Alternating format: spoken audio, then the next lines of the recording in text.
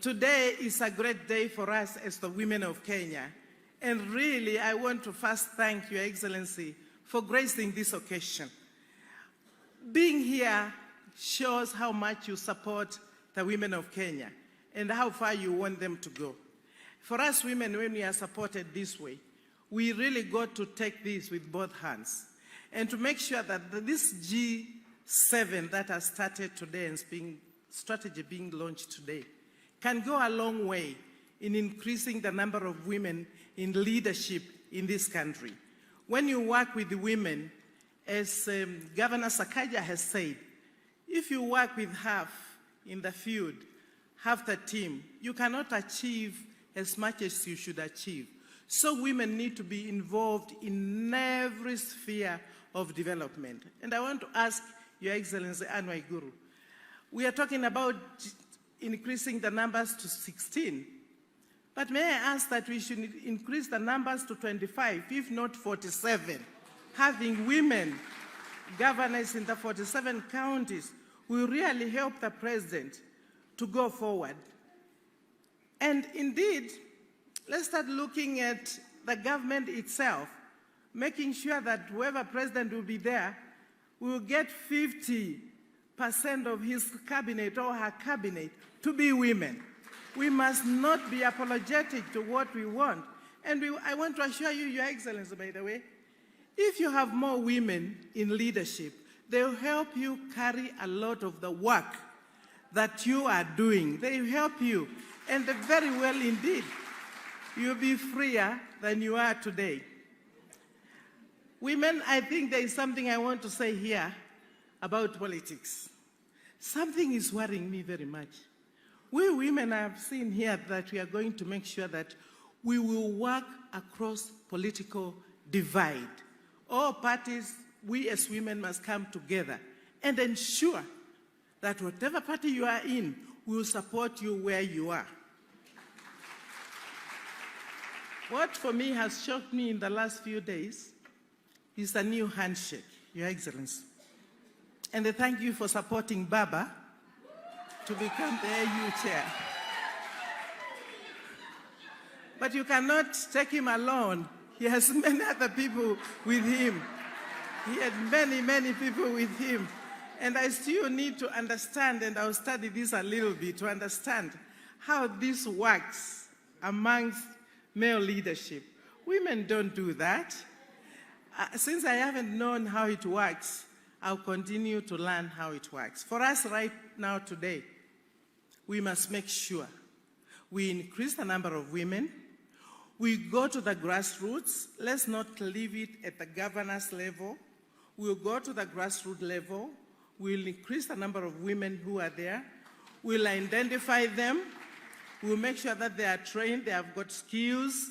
We'll build confidence in them and ensure that we know the wards they are going to run. Increase the number of MCAs. Increase the number of women members of parliament. Increase the number of women governors. Increase the number of all women in their places. And of course, the final seat is the presidential seat. Don't run away from it. Women want it like yesterday. So, Your Excellency, the best you can now do, and I want to ask this for the women in office and out of the office, please help these women to mobilize resources to get to the villages and to ensure that women can be empowered enough. I want to say that I didn't know I was going to be asked to speak, but I'm happy you have given me an opportunity to say something. Governor Sakaja, Nairobi ni yako, lakini sioni wanawake vizuri hapa Nairobi. Tafadhali weka wanawake tuwaone. You cannot talk about he for she and we are not seeing it. You must walk the talk. And I'll be on your case. Your Excellency, and Ngilu, please, Governor, be on the President's case and make sure that we keep him on his toes to ensure that we have the numbers. I want to thank you very much for inviting me to say a few words. Please, women, young women governors, shine and shine and shine for Kenya. Asante sana. Quite a privilege and honor and a joy on behalf of the people of Nairobi for us to be hosting this function today in Nairobi. Thank you for choosing the county of Nairobi. You could have done this anywhere in the country, but I'm sure you chose Nairobi not because of convenience, but because you are sure there's a governor who supports this cause in the county of Nairobi. Your Excellency and my colleague governors will tell you, starting with my big sister Anne Waiguru, whom we really look up to. You know, you've shown exemplary leadership, you know, at the Council of Governors, and you've had a long journey with you from when we worked in the National Treasury. Cecily Mbarire, you know, with the indefatigable spirit, you know, a jewel in the east of Mount Kenya. Gladys Wanga, you know, who is setting the pace in many, many respects, being the first woman governor in her region, you know, and we were together in National Assembly and worked even later together. Of course, my sister Susan, former super senator, now super governor, doing amazing in Nakuru. Mheshimiwa Achani, you know, we're proud of you. Being elected in a Muslim, you know, county, where previously, you know, religious limitations would not have had you there, and you've set the pace such that we've seen even in Marsabit now they're endorsing a lady to become governor, and you're paving the way for many more.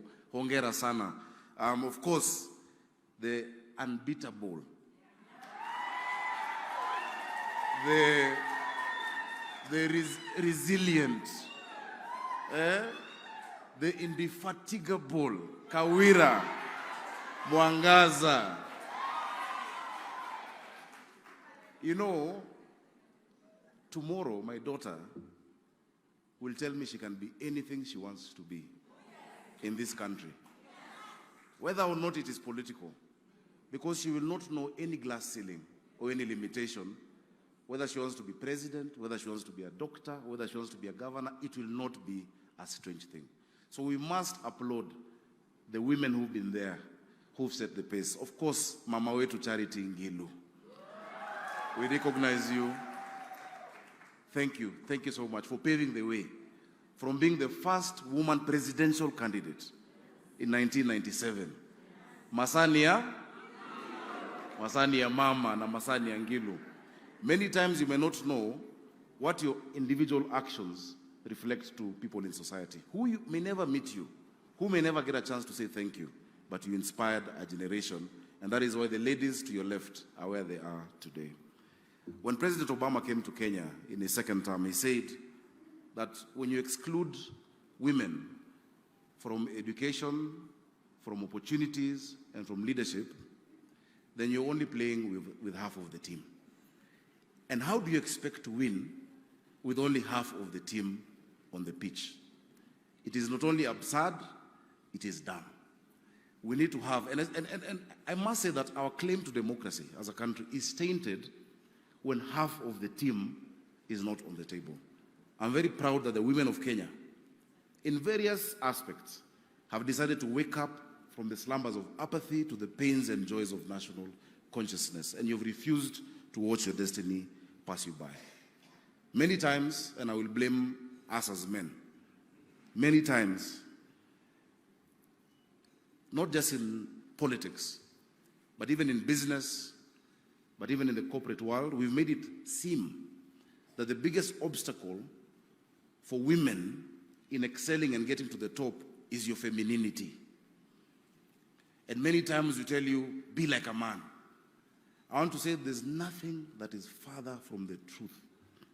The flavor that women leadership adds is much needed. That beyond numbers and beyond budgets, your compassion sees faces. Your compassion sees people. So please don't try and say that for you to win these seats, mukue kama wanaume, jikaze kama wanaume, hapana kuwa kama mama. Because ni mama ndo tunahitaji. Nikimalizia kwa sababu wa muda, I am very happy that this G7 strategy is going to be done chronologically. starting with county 1 till 47. So by the time you get to 47, nitakuwa nimemaliza. So mkianza kuongeza idadi ya wamama, tafadhali mwanzie number 1, 2, 3, ndo mmalizie Nairobi. And we will support because, and that's on a light touch, I am a he for she champion. I have been he for she champion since I was a member of the National Assembly when I brought the amendments of what we today have as AGPO, of 30% procurement opportunities for women, for youth, and for persons with disability. I'm proud of that legislation.